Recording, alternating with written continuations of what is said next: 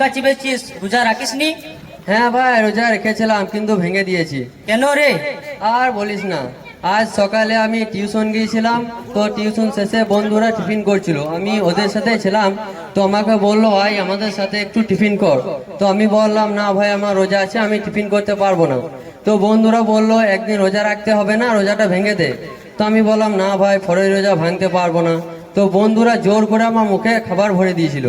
তো আমি খাবারটা সঙ্গে সঙ্গে ফেলে দিয়েছিলাম, কিন্তু কিছু অংশ খাবার আমার গলা দিয়ে পেরিয়ে গিয়েছিল।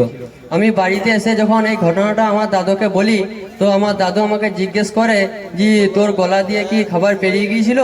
তো আমি বললাম হ্যাঁ, আমার গলা দিয়ে কিছু অংশ খাবার পেরিয়ে গিয়েছিল, তাই আমি রোজাটা ভেঙে এখানে বসে বসে গুটকা চিবাচ্ছিলাম। তুই রোজা ভেঙে ভুল করেছিস, কেননা আমি আমার দাদির কাছে শুনেছি কেউ কিছু জোর করে খাইয়ে দিলে রোজা হয়। ধুর, তুই দাদি মাথা মোটা, তুই দাদি কিছুই জানে না। তাহলে তুই দাদুই কিছু জানে না। তুই কি জানিস আমার দাদু 5 ওয়াক্ত নামাজ পড়ে পড়ে পায়ে ঘাটা পড়ে গিয়েছে?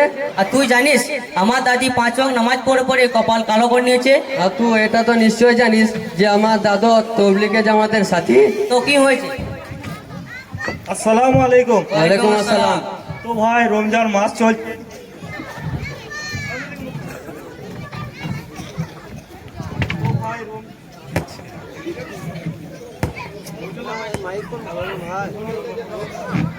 তো ভাই রমজান মাস চলছে আর তোমরা রাস্তা দাঁড়িয়ে তর্ক বিতর্ক করছো। তোমরা কি জানো না রমজান মাসে বেশি কথা বলা নিষেধ? আরে ভাই বলো না, আজ সকালে আমি টিউশন গিয়েছিলাম, তো টিউশন শেষে বন্ধুরা টিফিন করছিল, তো আমি ওদের সাথেই ছিলাম, তাই আমাকে বললো আয় একটু টিফিন কর। তো আমি বললাম না ভাই, আমার রোজা আছে, আমি টিফিন করতে পারবো না। তো বন্ধুরা আমাকে জোর করে খাবার খাইয়ে দিল। খাবারটা আমি সঙ্গে সঙ্গে ফেলে দিয়েছিলাম, কিন্তু কিছু অংশ খাবার আমার গলা দিয়ে পেরিয়ে গিয়েছিল। এই ঘটনাটা যখন আমি বাড়িতে এসে আমার দাদুকে বলি, তো দাদু বলে কি এই ক্ষেত্রে কিন্তু রোজাটা হবে না। আর এ সাইল নাকি এর দাদির কাছে শুনেছে কি জোর করে কেউ কিছু খাইয়ে দিলে রোজাটা হয়। ও আচ্ছা, বুঝলাম, এ তো জটিল মশলা, এই মশলা তো আমারও জানা নেই।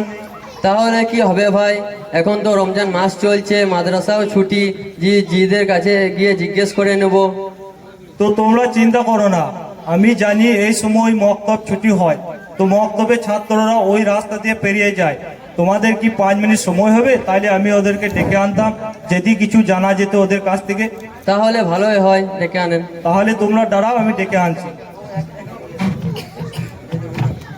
আসসালামু আলাইকুম। ওয়ালাইকুম আসসালাম ওয়া রাহমাতুল্লাহি ওয়া বারাকাতুহু। তোমাদের কি মক্তব ছুটি হয়ে গেল? হ্যাঁ, ছুটি হয়ে গেল। তোমাদের কি 10 মিনিট সময় হবে আমার সাথে যাওয়ার? হ্যাঁ, নিশ্চয় হবে, কেন কি হয়েছে? তোমরা আমার সাথে এসো, আমি তোমাদেরকে বলছি।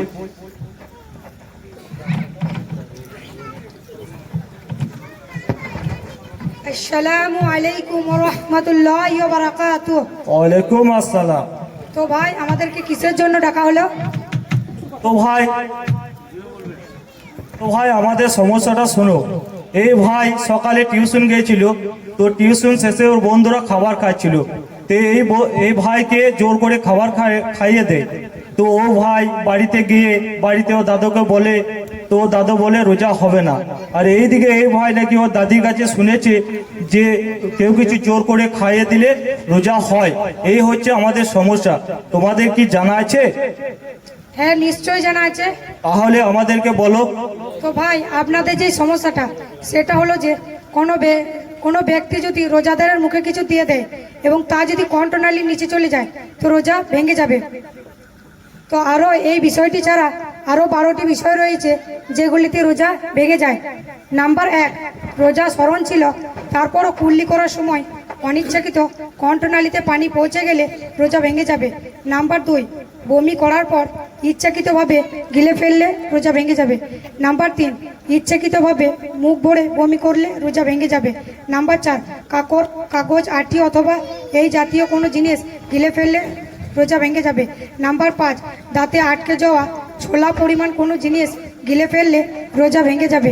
নাম্বার 6, দাঁতের ফাঁকে ছোলা থেকে ছোট কোনো জিনিস আটকে ছিল তা মুখ থেকে বের করে পুনরায় খেয়ে ফেললে রোজা ভেঙে যাবে। নাম্বার 7, নাক অথবা কানের মধ্যে ওষুধ বা তেল দিলে রোজা ভেঙে যাবে। নাম্বার 8, নাক দিয়ে কোনো জিনিস এমনভাবে নেওয়া যে তা মস্তিষ্কে অথবা পেট পর্যন্ত পৌঁছে যায়, যেমন নস্য অথবা ড্রপ ব্যবহার করলে রোজা ভেঙে যাবে। নাম্বার 9, ওষুধকে ভাপের আকারে মুখ অথবা নাক দিয়ে টানা, চাই তা মেশিনের সাহায্যে হোক, যেমন ইনহেলার অথবা গ্যাস পাম্প ব্যবহার করলে রোজা ভেঙে যাবে। নাম্বার 10, প্রস্রাব পায়খানা দ্বারা ওষুধ প্রবেশ করালে রোজা ভেঙে যাবে।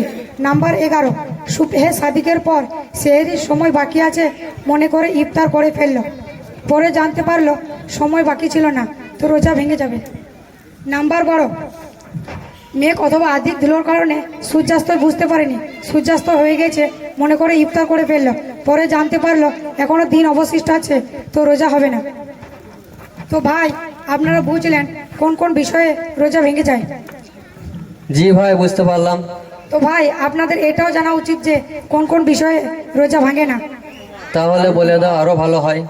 তো ভাই, আমার এই সাথী ভাই আমার সাথেই পড়াশুনো করে, তো এই সাথী ভাই আপনাদেরকে বলে শোনাবে কোন কোন বিষয়ে রোজা ভাঙে না। যেসব কারণে রোজা ভঙ্গ হয় না।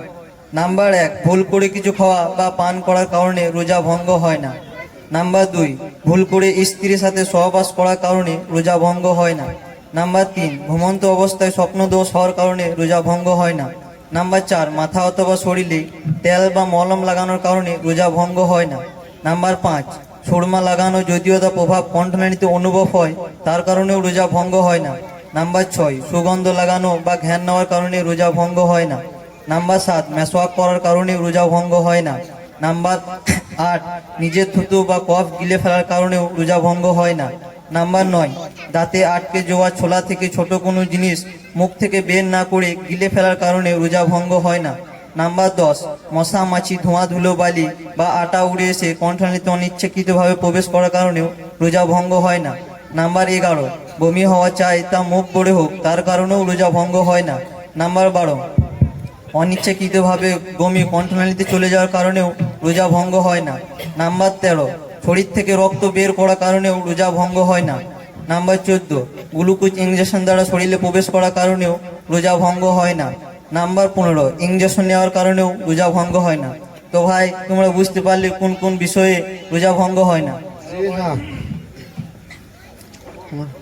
এগুলো কি সব তোমাদের মক্তবে শেখানো হয়? হ্যাঁ, মক্তবে শেখানো হয়। আমাদের তো বয়স হয়ে গেছে, কাজে কামে ব্যস্ত, না পারি মাদ্রাসা যেতে, না পারি কাউরি কাছে শিখতে, তো আমাদের কোনো শেখার ব্যবস্থা আছে? হ্যাঁ, আপনাদের জন্য জামুরি চাঁদপুর ও মোনাজ্জম মক্তবে বড় ও ছোটদের জন্য মক্তব খোলা আছে, এবং আপনারা কাল সকালে জামুরি মোনাজ্জম মক্তবে যাবেন, আমাদের উস্তাদকে বলবো আপনাদেরকে ভর্তি করে নেবেন। জি হ্যাঁ, কালকে যাব আমরা, ইনশাআল্লাহ।